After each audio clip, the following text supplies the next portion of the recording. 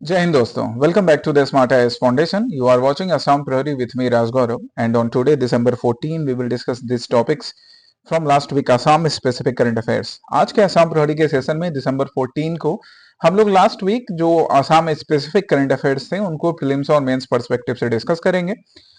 जो एजेंडा आज का होगा वो मैं तुम्हारे साथ डिस्कस कर लेता हूं। यहाँ पे ये तीन मेन टॉपिक्स होंगे जिनको हम डिटेल में डिस्कस करेंगे और इनसे रिलेटेड मेंस और फिल्म्स के दोनों प्रैक्टिस क्वेश्चंस होंगे। फिर उसके बाद कुछ टॉपिक्स जो कि न्यूज में रहे थे उनसे related films based practice question होंगे। ओके, तो पहले टॉपिक की हम बात करें, जो पहला टॉपिक होगा वो होगा राइज ऑफ कॉन्सर्ट इकोनॉमी। अभी रिसेंटली लास्ट वीक ही गुवाहाटी में असम में एक बड़ा फेमस कंसर्ट हुआ, एक बड़े पॉपुलर आर्टिस्ट का पोस्ट मेलोनी कॉन्सर्ट के नाम से इसको बुलाया गया। हम यहाँ पे देख सकते हैं उसके डिटेल्स, राइट। तो हम डिस्कस करेंगे कि किस तरह से ये जो कंसर्ट इकोनॉमी है ना, it is rewriting the India's fiscal map. हम यहाँ पे गुवाहाटी आसाम का पर्सपेक्टिव भी डिस्कस करेंगे। सेकंड टॉपिक होगा Assam battle against cyber menace. Cyber crime या साइबर रिलेटेड जो भी थ्रेट्स होते हैं उससे लड़ने के लिए आसाम गवर्नमेंट की क्या प्रिपेयर्डनेस है, इंडिया लेवल पे क्या प्रिपेयर्डनेस है, उसको डिस्कस करेंगे हम जीएस पेपर 2, 3 एंड 5 पर्सपेक्टिव में। देन नेक्स्ट टॉपिक होगा revival of Asia's first protected bird sanctuary Sarai Sung. Sarai सुंग ये जो एक फेस्टिवल के रूप में भी मनाया जाता है और ये ना एशिया का पहला प्रोटेक्टेड बर्ड सेंचुरी था, हालांकि गुमनामी में खो गया। कैसे गुमनामी में खो गया, इसका रिवाइवल कैसे हो सकता है, जीएस पेपर 1 में भी इसका क्या रेलेवेंस है और पेपर 3 एंड 5 में तो रेलेवेंस होगा ही। एक चीज, जो लास्ट मेंस और प्रीलिम्स के एग्जामिनेशंस हुए हैं, स्पेशली मेंस के एग्जामिनेशन, वहां पे ना यूपीएससी में, एपीएससी में, इन सब में दोनों जगह एक चीज ऑब्जर्व किया गया कि भले टॉपिक वो जीएस पेपर 1 या 2 या 3, 4, 5 कहीं पर भी मेंशन हो, पर क्वेश्चन ना दूसरे पेपर से भी कनेक्ट करके पूछे जाते हैं। And that's why we always say you in class as well as in this YouTube sessions कि आपने इंटर रिलेट करना सीखो। आप एक टॉपिक को ना दूसरे से इंटर रिलेट करो। जब तक ये इंटर रिलेशन ही सीखोगे ना, तब तक आपको दिक्कतें आएंगी, इसलिए इंटर रिलेशन आप सीखिए, राइट। तो हम देखेंगे कि ये जो टॉपिक है, ये सारे तीनों टॉपिक, इनको अलग अलग सब्जेक्ट के साथ कैसे रिलेट कर सकते हैं और मेंस में कैसे प्रैक्टिस क्वेश्चंस होंगे। साथ ही साथ प्रीलिम्स बेस्ड प्रैक्टिस क्वेश्चन भी तुम्हारे लिए होगा प्रैक्टिस के लिए। देन आज के रीड एंड रिफ्लेक्ट सेक्शन की बात करें, जो तुम्हारे खुद के अंडरस्टैंडिंग के लिए, लर्निंग के लिए है। तो पहला टॉपिक मैंने आसाम ट्रिब्यून दिसंबर 14 के ही एडिशन से लिया है, urban growth and indigenous identity. Indigenous identity और अर्बन ग्रोथ दोनों को पैरेलली लेकर चलना, क्योंकि धीरे धीरे जैसे जैसे हम ग्लोबलाइज्ड वर्ल्ड में आगे बढ़ रहे हैं ना, तो जितने भी जो अर्बन सेंटर्स है वो और ज्यादा टीयर 2 अर्बन सेंटर्स अब टीयर 1 सिटीज बन रहे हैं, ज्यादा अर्बन होते जाएंगे। रूरल सेंटर्स का भी या रूरल रीजन का भी, विलेजेस का भी हमारा अर्बन ट्रांसफॉर्मेशन होगा। इस केसेस में किस तरह से इंडिजीनियस आइडेंटिटी को प्रोटेक्ट करके रखा जाए, ये एक बड़ा अच्छा सवाल है, एक बड़ा अच्छा कंसर्न है, जिसको आसाम ट्रिब्यून में आज ही दिसंबर 14 को डिस्कस किया गया है। आप इस आर्टिकल को पढ़िए, ये आपको जीएस पेपर 1 में इंडियन सोसाइटी से रिलेटेड आंसर्स लिखने में हेल्प करेगा, ठीक है। साथ ही साथ ऐसे लिखने में भी हेल्प कर सकता है, इंटरव्यू के क्वेश्चंस में ऐसे क्वेश्चंस आते हैं। दूसरा इंडियन एक्सप्रेस से मैंने लिया है, बड़ा अच्छा एक आर्टिकल है, how cities with geography like Delhi dealt with air pollution. Delhi जो है वो एयर पॉल्यूशन को लेकर हमेशा से न्यूज में बनी रहती है, स्पेशली ड्यूरिंग विंटर सीजन, और इस साल भी हर साल की भांति वही हुआ है। और इसको लेकर काफी पॉलिटिक्स भी होती है, हम काफी नए नए मेजर्स भी डिस्कस करते हैं। पर ऐसे कई सिटीज हैं दिल्ली के जैसे ही जिन्होंने सेम ज्योग्राफिकल कंडीशंस में एयर पॉल्यूशन से डील किया है। तो इंडियन एक्सप्रेस में दिसंबर 13 को एक बड़ा अच्छा आर्टिकल आया कि कैसे वो सक्सेसफुल एग्जांपल्स हम अपने दिल्ली जैसे सिटी में या बाकी ऐसे सिटीज में इंप्लीमेंट कर सकते हैं, गुवाहाटी में, दिल्ली में या बाकी जगहों पर। तो आप इस चीज को पढ़िए, ये आपके मेंस के लिए भी एप्लीकेबल है, एंड अगेन वही इंटरव्यू में बड़े ऐसे क्वेश्चन आते हैं, ठीक है। अब हम पहले टॉपिक पर चलते हैं जिसको आज हम डिटेल में डिस्कस करेंगे। आप यहाँ पे पोस्ट मेलोनी कंसर्ट का एक पिक्चर देख सकते हो। इन आर्टिस्ट को, ट्रूली स्पीकिंग अगर मैं बोलूं जनरली, तो मैं इन आर्टिस्ट को पहले से नहीं जानता था, क्योंकि हमारी चॉइस किशोर दा और आजकल अरिजीत सिंह या बाकी जो सिंगर्स हैं, जुबिन दा हो गए, अरिजीत हो गए, है ना, उनसे पहले किशोर दा हो गए, रफी साहब हो गए, लता मंगेशकर जी हो गई, इन तक थे। बट इंडिया के बाहर भी ऐसे कई आर्टिस्ट हैं, जैसे पोस्ट मेलोनी है, क्या कोल्ड प्ले का कंसर्ट हुआ अहमदाबाद में, और ऐसे कई आर्टिस्ट हैं जो ग्लोबल लेवल पर इंडिया से बाहर जिन्होंने अपना अच्छा नाम कमाया, और इंडिया में भी उनका एक अच्छा फैन बेस है। तो इनका रिसेंटली कंसर्ट अभी गुवाहाटी आसाम में कंक्लूड हुआ है। हम इसी को डिस्कस करेंगे, कंसर्ट इकोनॉमी को पूरे इंडिया और आसाम के पर्सपेक्टिव में, ठीक है। सो कंसर्ट की बात करें हम पहले, चलो। तो कॉन्टेक्स्ट की बात करें, यहाँ पे आप देख सकते हो कितनी बढ़िया से स्वैग से वो परफॉर्म कर रहे हैं। सो कॉन्सर्ट इकोनॉमी कहने का मतलब क्या होता है? कॉन्सर्ट इकोनॉमी जहां पे लार्ज स्केल पे लाइव एंटरटेनमेंट इवेंट्स हो, ऐसे सिंगर्स आके परफॉर्म कर रहे हैं या पर्टिकुलर कोई बैंड आके परफॉर्म कर रहा है, कोई ग्रुप परफॉर्म कर रहा है, और इससे टूरिज्म प्रमोशन का काम होता है, urban branding, employment generation. Obviously यहाँ पे जो आर्टिस्ट परफॉर्म कर रहे हैं वो अब सपोज मान लो गुवाहाटी में इवेंट हो रहा है तो वो आसाम के हो सकते हैं, मेघालय में हो रहा है तो मेघालय के हो सकते हैं, इंडिया के किसी पार्ट के हो सकते हैं, वर्ल्ड के किसी पार्ट से हो सकते हैं। पर उन आर्टिस्ट के अलावा बाकी सारे लोग इनफॉर्मल फॉर्मल सेक्टर से रिलेट रहने वाले जो इन कॉन्सर्ट को सक्सेसफुली ऑर्गेनाइज करवाते हैं, उनका भी इंप्लॉयमेंट जनरेशन का काम होता है। और सिर्फ ऐसे कंसर्ट नहीं, अभी आपको मालूम होगा कि जीओटी टूर जो है, Messi one of the legend of world football, हम सबके फेवरेट, हम सबके आइडियल, है ना, वर्ल्ड ग्लोबल लेवल पे मेसी, रोनाल्डो, हमारे अपने भारत के भाईचुंग भूटिया, सुनील छेत्री साहब, ये सारे लोग जो है ना, ये भी अलग अलग सिटीज में जाते हैं जब है अलग अलग इवेंट में, वो भी एक टाइप से कंसर्ट इकोनॉमी में काउंट किया जा सकता है उनको। ठीक है, तो ये हो गया हमारा कॉन्टेक्स्ट। अब हम कॉन्सर्ट इकोनॉमी की अगर बात करें कि इसको कैसे डिफाइन कर सकते हैं, then you can define concert economy as the holistic economic impact generated by large entertainment events extending well beyond ticket sales, है ना। लार्ज ऐसे इकोनॉमिक इवेंट्स जो कि टिकट सेल्स के अलावा बाकी भी, अब कहीं पर सपोज टेंट बांधने का काम करना है, स्मूथ, जैसे जो हमारी सिटी ट्रैफिक पुलिस होती है वो तो ट्रैफिक मेंटेनेंस का काम करती है, बट इसके अलावा भी कई ट्रैफिक मार्शल्स होते हैं या प्राइवेट गार्ड्स होते हैं, उनकी भी इकोनॉमी रन हो रही है। उसके आसपास टेम्पररी नेचर्स की दुकानें लगती हैं खाने पीने की, उनकी भी इकोनॉमी चलती है। तो ये सारी चीजों में कॉन्सर्ट इकोनॉमी का अपना रोल प्ले होता है, and that's why it operates through primary impact. Primary impact जहां पे टिकटिंग की बात होगी, है ना। Secondary impact ticketing and merchandise की बात होगी। सेकेंडरी इंपैक्ट क्या होगा? Hospitality, transport and food services. आप अगर सपोज मान लो जिस स्टेडियम में ये परफॉर्मेंस हो रहा है उसके आसपास आपका छोटा सा रेस्टोरेंट है, उसकी इकोनॉमी चल पड़ेगी। आप वहां पे होम स्टे स्टार्ट कर सकते हो, जिनका अपना ऑटो है, कैब है, वो ट्रांसपोर्ट फैसिलिटी में पैसे रन कर सकते हैं, फूड सर्विसेज, रिटेल, इन सब में। ये सेकेंडरी इंपैक्ट हो गया। एंड टर्सरी इंपैक्ट क्या होगा? सिटी का ब्रांडिंग।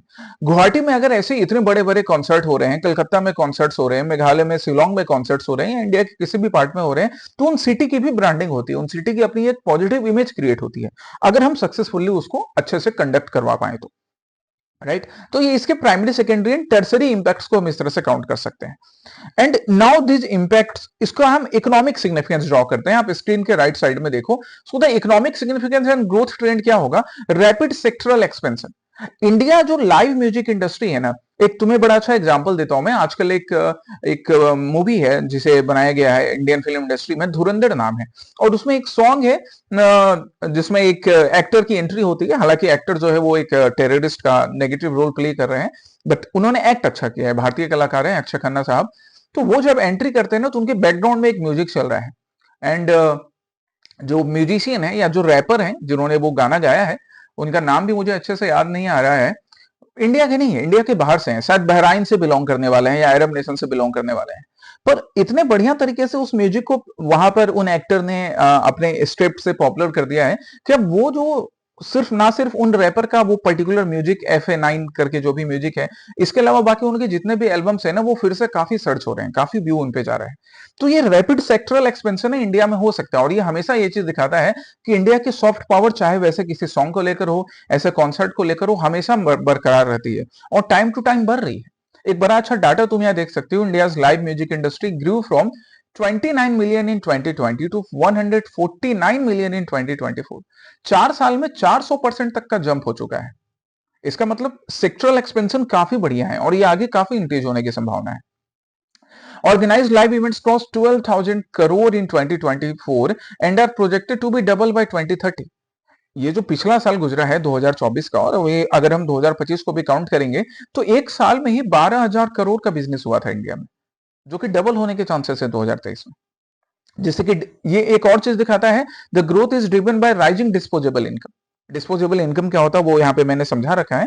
तुम सिंपल ऐसे समझ लो कि आपके पास सपोज महीने का आपको 50,000 रुपए मिला, उस 50,000 में आपने टैक्स जमा किया, फी स्कूल की जमा की, या इंश्योरेंस का पैसा जमा किया, जो कुछ भी है, और वो सारा टैक्स और इंश्योरेंस का पैसा वगैरह जमा करने के बाद, सोशल सिक्योरिटी मतलब इंश्योरेंस जमा करने के बाद आपके पास जो पैसा बच गया, जिसको आप खर्च करोगे या जिसको आप सेव करके रखोगे अपने रिटायरमेंट के लिए या फ्यूचर यूज के लिए, उसी को हम डिस्पोजेबल इनकम बोल रहे हैं। तो आपके पास पैसा बचा है तभी आप पोस्ट मेलोनी कॉन्सर्ट में जा रहे हो, आप किसी म्यूजिशियन म्यूजिशियन के कॉन्सर्ट में जा रहे हो, आप मेसी को देखने के लिए जा रहे हो, इट सोच कि आपके डिस्पोजेबल इनकम बढ़ रहा है, तो ये इकोनॉमिक ग्रोथ को भी शोकेस करता है।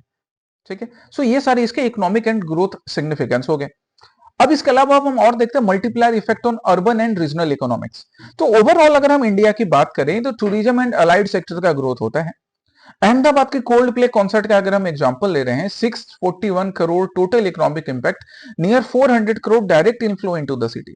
जो कोल्ड प्ले का कॉन्सर्ट इसी साल हुआ 2024 में ही शायद, हाँ सॉरी 2025 में ही ये कोल्ड प्ले का कॉन्सर्ट जो हुआ था, इसने 641 करोड़ का बिजनेस इकलौते एक कॉन्सर्ट ने किया, और 400 करोड़ तो डायरेक्ट इनफ्लो अहमदाबाद सिटी में हुआ। तो इससे सोचो कितना बढ़िया सिटी की इकोनॉमी रन होती है। अभी पोस्ट मेलोनी कंसर्ट्स की भी डाटा अगर आप चेक करोगे तो काफी इंकरेजिंग डाटा आपको मिलेंगे। हाइपर लोकल इकोनॉमिक साइमुलेशन, जिस भी रीजन में ऐसे लार्ज कॉन्सर्ट्स होंगे वहां पे हाइपर लोकल इकोनॉमिक साइमुलेशन होगा। जो भी लोकल वेंडर्स होंगे, होम स्टे होंगे, ट्रांसपोर्ट फैसिलिटीज होंगी, चाहे अहमदाबाद की हो या गुवाहाटी की हो या गुजरात की हो, ऑब्वियसली वहां इकोनॉमिक साइमुलेशन काफी इंक्रीज होगा। अब उसी चीज को हम गुवाहाटी के पर्सपेक्टिव में, आसाम के पर्सपेक्टिव में देखते हैं दैट पोस्ट मेलोनी कंसर्ट काफी फेमस सिंगर है ना, जो लोग इन्हें सुनते आए हैं पहले से, तो काफी फेमस है। उनका कॉन्सर्ट गुवाहाटी में होना दिखा रहा है डिसेंट्रलाइजेशन को, क्योंकि अहमदाबाद जो है ना, अहमदाबाद अब वहां पे वर्ल्ड कप का फाइनल भी होता है, वहां पे बाकी इवेंट्स भी होते हैं। गुजरात पहले से एक डेवलप्ड स्टेट है। हम इंडिया के नॉर्थ ईस्ट स्टेट्स की बात करें और स्पेशली गुवाहाटी का, which is known as the gateway to the north east of India, और अब तो सिर्फ नॉर्थ ईस्ट इंडिया नहीं, now it is the gateway to the act east policy of India. India के एक्टिस्ट पॉलिसी का गेटवे माना जा रहा है। वहां पे ऐसे इवेंट्स हो रहे हैं ना, it shows the decentralization, deliberate manner में डिसेंट्रलाइज करना, right. And so it includes policy intervention. इसके लिए Assam government, the honourable chief minister, उनकी इनिशिएटिव्स रियली कमेंडेबल हैं कि उन्होंने tourism development corporation, ATDC, tourism development corporation of Assam के अंतर्गत कंसर्ट टूरिज्म को बढ़ावा दिया। Viability gap funding, viability gap funding क्या हुआ, अब जब भी ऐसे बड़े बड़े कॉन्सर्ट्स होते हैं ना, तो पैसा प्रॉफिट तो काफी होता है, बट प्रॉफिट आने से पहले आपको इन्वेस्ट करना होता है। उसके लिए वायबिलिटी गैप फंडिंग की रिक्वायरमेंट है, फंडिंग चाहिए। And stream lining logistics, infrastructure अच्छे होने चाहिए, एयरपोर्ट फैसिलिटी होगी, ट्रेन फैसिलिटी होगी, अच्छे रोड्स होंगे, ट्रैफिक जाम ज्यादा नहीं होना चाहिए। इन सब चीजों को असम में, स्पेशली गुवाहाटी में, असम की सरकार ने और भारत की सरकार ने मिलकर इंप्लीमेंट करवाया है। And that's why Guwahati is emerging as a new growth centre in these cases as well. अब इससे हम एक और चीज निकाल सकते हैं कि अहमदाबाद का कोल्ड प्ले कॉन्सर्ट और पोस्ट मिलेनियो का कॉन्सर्ट असम में होना, गुवाहाटी में होना, ये दिखा रहा है strategic shift towards tier 2 regions. Tier 2 region, एक मिनट, इस वाले पार्ट को इग्नोर करो, यहां देखो, ये इंपैक्ट दिखा रहा है क्या, इसको हम पहले डिस्कस कर चुके हैं। क्या इंपैक्ट दिखा रहा है, the tourism influx, over 20,000 tickets has been sold, 20,000 ticket बिके, drawing visitors from Meghalaya, Nagaland और अदर पार्ट्स ऑफ इंडिया। ये पार्ट हम डिस्कस कर चुके हैं गाइस, ये गलती से फिर से यहाँ प्लेस हो गया। इस वाले पार्ट पर हम आ रहे हैं कि क्या स्ट्रेटेजिक शिफ्ट दिखा रहा है टायर 2 सिटी के लिए। Tourism influx, 20,000 tickets post Meloni concert में बिके थे, जो कि मेघालय, नागालैंड और बाकी पार्ट्स ऑफ इंडिया से आने वाले जो हमारे फैंस थे, या म्यूजिक फैंस थे, या बाकी कई म्यूजिशियंस भी थे लोकल लेवल के, इंडिजिनियस म्यूजिशियंस, उन्होंने यहाँ पे पार्टिसिपेट किया या इसको ज्वाइन किया। तो टूरिज्म इन्फ्लक्स दिखा रहा है। इकोनॉमिक स्पिल ओवर भी, 100% occupancy in hotels and home stay. जब ये कॉन्सर्ट हो रहा था तो 100% ऑक्यूपेंसी थी गुवाहाटी के होटल्स में, गुवाहाटी के आसपास के होटल्स में। ऐसा बाकी रीजन्स में भी होता है। सिटी ब्रांडिंग भी, गुवाहाटी एक ग्लोबल एंटरटेनमेंट हब के रूप में अपनी पहचान बना रहा है। जुबिन दा, जो अभी फिजिकली हमारे बीच में नहीं है, पर हम सबकी यादों में, हमारे दिल में है, उनका भी तो ये एक सपना था ना कि गुवाहाटी को, आसाम को, इंडिया को ग्लोबल एंटरटेनमेंट हब के रूप में एस्टेब्लिश करना। ये सारी चीजें उसी डायरेक्शन में होने वाले काम है। So that's why these are the positive impacts and the positive shift towards tier 2 regions. Okay, और ब्रॉडर सिग्निफिकेंस की हम बात कर रहे हैं तो भारत का soft power and city branding निकली छोड़ी है। इंफ्रास्ट्रक्चरल कैटालिस्ट इंडिया का, अब गुवाहाटी में अगर ये हो रहा है तो इंफ्रास्ट्रक्चरल कैटालिस्ट इंक्रीज हो रहा है, एम्प्लॉयमेंट जनरेट हो रहा है। ऐसा अनुमान लगाया गया है कि 2032 तक 12 मिलियन जॉब्स क्रिएट हो जाएंगे, किस चीज से, इसी कंसर्ट इकोनॉमी से, 12 million jobs. But there are some challenges as well, और चैलेंजेस हैं तो उनके हम वे फॉरवर्ड भी हैं। इंफ्रास्ट्रक्चरल गैप्स, गुवाहाटी में ऑब्वियसली इंफ्रास्ट्रक्चर पे काफी काम किया गया है, बट अभी भी कई काम करने की जरूरत है। हालांकि जो असम की सरकार है, भारत सरकार है, उसने इंफ्रास्ट्रक्चर को लेकर कुछ चीजें पहले से बेहतर बना रखी हैं। जैसे एयरपोर्ट का एक नया टर्मिनल इनॉग्रेट किया जा चुका है, उससे रिलेटेड भी क्वेश्चन मैंने तुम्हें आज दिया है, आगे क्वेश्चन मिलेगा, राइट। बट हमें सिटी में क्या चाहिए ना, सिटी में जाम के प्रॉब्लम से छुटकारा पाने के लिए इंफ्रास्ट्रक्चर में और चेंजेस लाने की जरूरत है। तो वो एक चैलेंज हो गया। दूसरा, रेगुलेटरी कॉम्प्लेक्सिटी भी है। लाइसेंसिंग का जो मेजर्स होता है वो काफी फ्रेगमेंटेड है, एंड कुछ लोग हैं जिनकी अपनी मोनोपोली रहती है, जिसके वजह से ऐसे बड़े कॉन्सर्ट सिर्फ वही लोग ऑर्गेनाइज करवा सकते हैं। तो ये फ्रेगमेंटेड लाइसेंसिंग का एक इशू हो गया। मल्टीपल क्लियरेंस चाहिए होते हैं एजेंसी से, and absence of A unified policy framework. एक यूनिफाइड पॉलिसी नहीं होती है ऑल इंडिया लेवल पर या स्टेट लेवल पर। इसकी वजह से हम देखते हैं, जैसे अभी हमने कलकत्ता में देखा कि मेसी का इवेंट जो कोलकाता में हुआ, जो G-O-80 टूर चल रहा था, तो कोलकाता में जो ऑर्गेनाइजर्स थे उन्होंने बड़ा पुअर मैनेजमेंट किया, जिससे कि ना सिर्फ फुटबॉल फैंस कलकत्ता के, बंगाल के, वो निराश हुए। वहां पर आसाम से, वेस्ट बंगाल के बाकी पार्ट से, इवन दार्जिलिंग नेपाल से भी, वेस्ट बंगाल के दार्जिलिंग से, वेस्ट बंगाल के एनजेपी से, या हमारे पड़ोसी देश नेपाल से भी कई लोग गए थे। पर जिस तरह से पुअर मैनेजमेंट वहां पे किया गया, फैंस को भी निराशा हाथ लगी, और हमारा ग्लोबल लेवल पर एक इमेज भी खराब हुआ कि मेसी ग्लोबल एम्बेसडर हैं फुटबॉल के, वो आ रहे हैं कोलकाता में और इतना पुअर मैनेजमेंट किया गया, इससे एक इमेज हमारी बुरी बन जाती है। हालांकि thanks to Hyderabad, the people at Hyderabad, the organisers, उन्होंने बड़ा अच्छा ऑर्गेनाइज किया इस चीज को। सो ये सब चीज इस वजह से होती है क्योंकि लाइसेंसिंग का प्रोसेस उतना ट्रांसपेरेंट नहीं है, उसको बेहतर बनाने की जरूरत है। एंड दैट्स व्हाई उससे रिलेटेड आपके लिए वे फॉरवर्ड है, that formal recognition of live entertainment as a creative industry, इसको रिकॉग्नाइज करना, रेगुलेटरी फ्रेमवर्क को और स्ट्रीमलाइन करना, इन्वेस्टमेंट लाना, है ना, रीजनल कल्चरल इंफ्रास्ट्रक्चर के लिए, जिससे tier 2 cities like Guwahati, Shillong, यहाँ पे और बेहतर इंफ्रास्ट्रक्चर बन सके, स्टेडियम्स बन सके, रोड्स बन सके, एंड सस्टेनेबिलिटी एंड सेफ्टी को भी ध्यान में रखकर कि क्राउड मैनेजमेंट भी अच्छे से हो, किसी भी टाइप का नुकसान नहीं हो, ये भी ध्यान में रखने की जरूरत है। तो ये हमारा वे फॉरवर्ड हो गया। एंड नाउ इस टॉपिक पर बेस्ड आपके लिए कंसर्ट इकोनॉमी पर बेस्ड एक मेंस बेस्ड प्रैक्टिस क्वेश्चन है। 250 वर्ड्स के लिए आपके पास इनफ कंटेंट था, इसलिए मैंने 250 वर्ड्स में ये क्वेश्चन लिखने दिया है। बट याद रखना, मेंस के एग्जाम में ऐसे ही क्वेश्चंस 150 में भी आ सकते हैं, या फिर आप जो 150 वर्ड्स में क्वेश्चन प्रैक्टिस कर रहे हो वो 250 में भी पूछ सकता है। दैट्स वाई आपको अपने कंटेंट को ना एक्सटेंड करना, स्ट्रेच करना, और उसको प्रिसाइज वे में भी लिखना, दोनों चीज आना चाहिए। फिलहाल आप इसको 250 वर्ड्स में प्रैक्टिस करोगे, इट मीन 3 to 4 पेजेस में आंसर लिखने का ट्राई करोगे। ठीक है, नेक्स्ट टॉपिक पर हम आए तो नेक्स्ट टॉपिक क्या है? अच्छा, पहले प्रीलिम्स बेस्ड एक प्रैक्टिस क्वेश्चन हो गया, अब हम नेक्स्ट टॉपिक पर आते हैं। तो नेक्स्ट टॉपिक है आसाम से बैटल अगेंस्ट साइबर मेनास।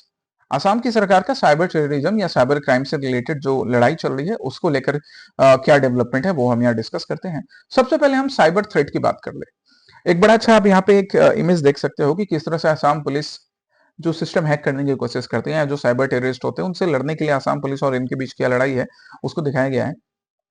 तो डिजिटल रिवॉल्यूशन या जिस तरह से एआई का ये टाइम चल रहा है, इंटरनेट का ये टाइम चल रहा है, इस टाइम में डिजिटल कंटेंट या इंटरनेट ना हम में से हर किसी के लाइफ का एक इंटीग्रल पार्ट बन चुका है। ठीक है, तो हम में से हर किसी की लाइफ का एक इंटीग्रल पार्ट इंटरनेट या कंप्यूटर्स बन चुके हैं। That's why we face many kind of such issues as well. हम ऐसे कई थ्रेट्स भी फेस करते हैं इंटरनेट डाटा से रिलेटेड। एक बड़ा अच्छा डाटा है कि 2014 से लेकर अभी तक 18,335 इंडिविजुअल्स अरेस्ट हो चुके हैं डिजिटल क्राइम्स को लेकर, है ना। And that's why digital security एक इंपॉर्टेंट विषय है। हम यूरोपियन नेशंस में या अमेरिका में देखते हैं कि वो लोग डिजिटल सिक्योरिटी के लिए थोड़े ज्यादा सिंसियर हैं। हमारे यहाँ अभी भी कुछ हैं चैलेंजेस हैं, कुछ बॉटलनेक्स हैं जिनको सही करने की जरूरत है। खैर, साइबर सिक्योरिटी को हम देखते हैं। अगर साइबर सिक्योरिटी की बात करें, साइबर सिक्योरिटी को डिफाइन करने की कोशिश करें, तो cyber security refers to the practice of protecting system, individuals के सिस्टम को प्रोटेक्ट करना, और डिफरेंट इंडिविजुअल के सिस्टम मिलकर क्या बनते हैं, नेटवर्क्स, उनको प्रोटेक्ट करना, यही साइबर सिक्योरिटी कहलाता है। इसके 3 कोर प्रिंसिपल होते हैं जिनको हम CIA ट्राइड के नाम से भी जानते हैं। कॉन्फिडेंशियलिटी इंश्योर करना।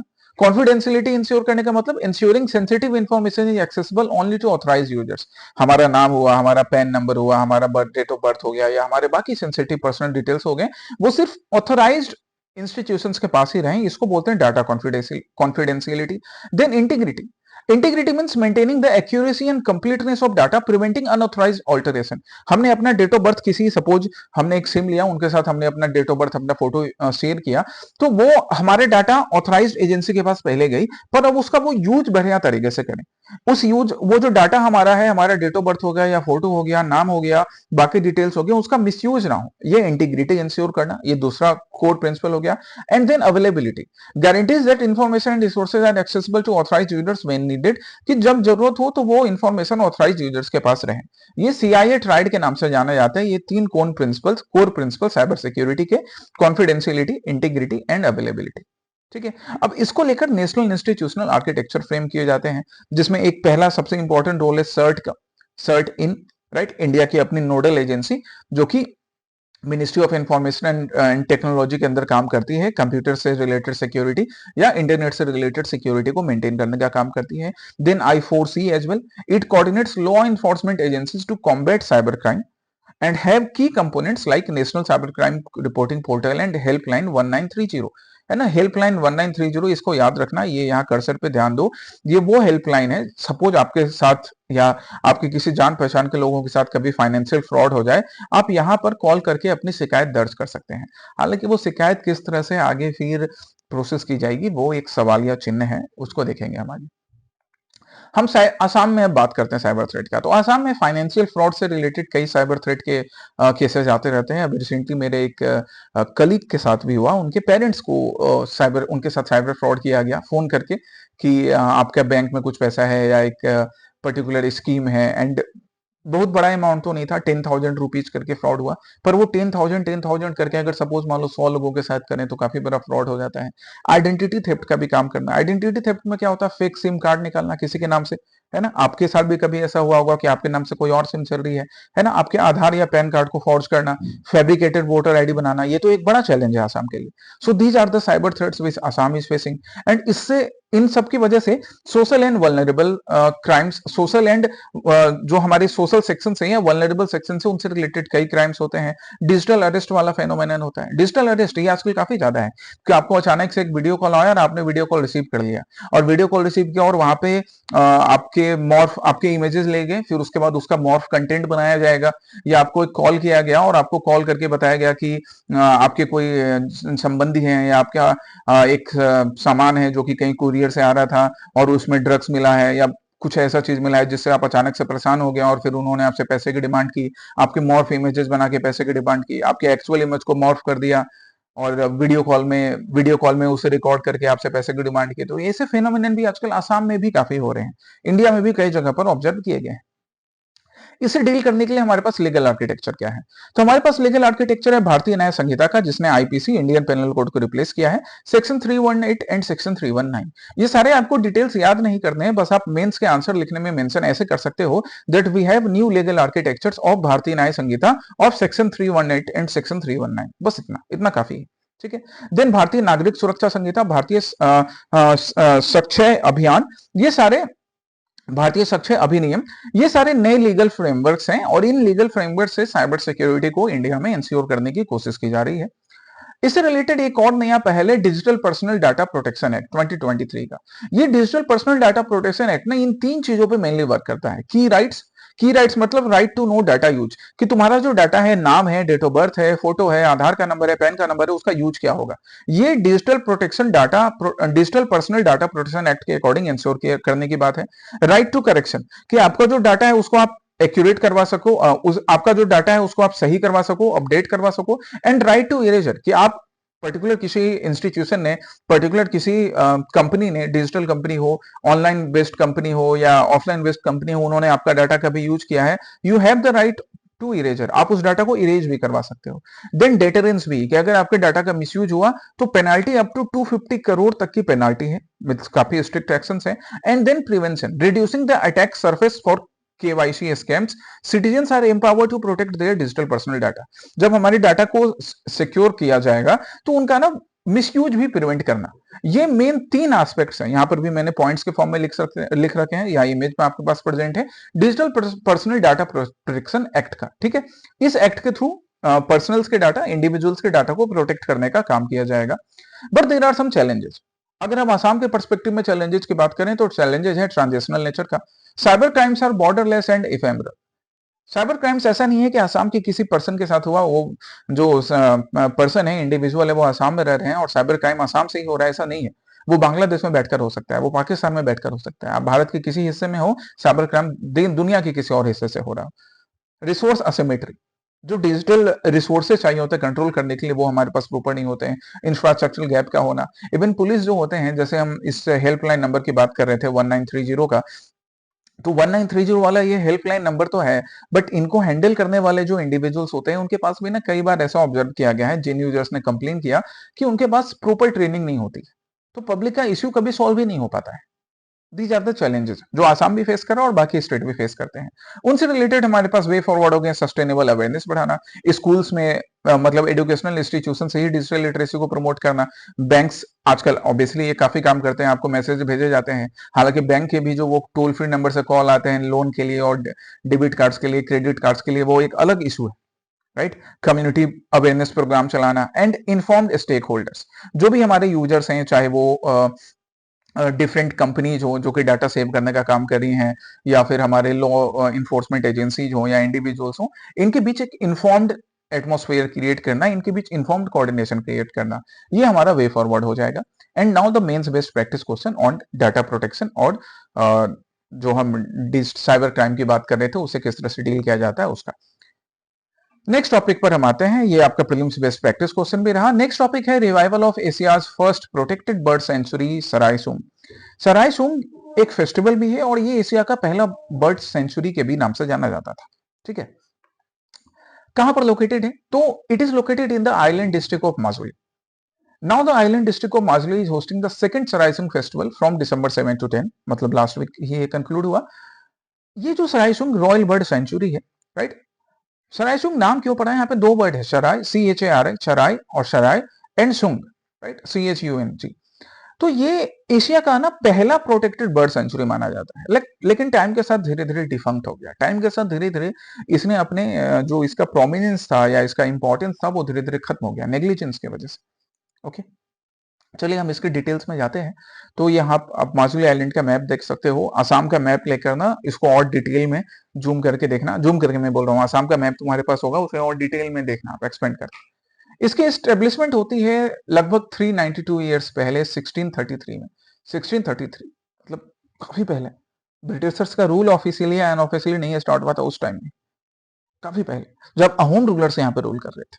तो माना जाता है the sanctuary was created by the great Ahom king Swargadeo Pratap Singha ji, ठीक है, इन्होंने ही इसे यहाँ पर एस्टेब्लिश किया था।